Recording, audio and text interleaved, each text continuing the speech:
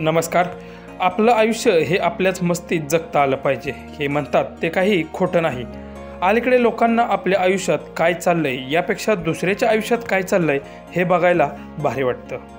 पण सध्या असा एक व्हिडिओ सोशल मीडियावर व्हायरल होतोय.